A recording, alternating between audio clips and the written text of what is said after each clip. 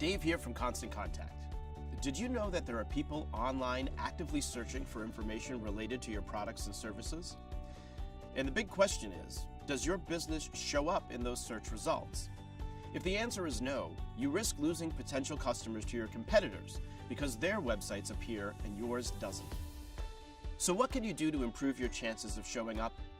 You can start by optimizing your website for search engines.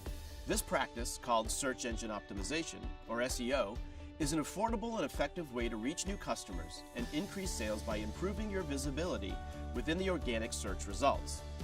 Here are some ways you can get started.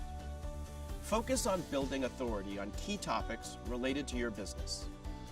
Publish content on your website that answers specific questions from your audience, and promote the content you create in your email newsletter and on your social media channels.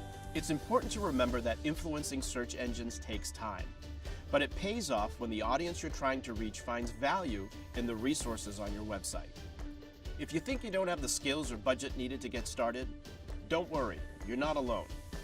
Our live support and training resources will help you in a way that makes sense for your business. And if you need it, our marketing advisors can walk you through it step by step.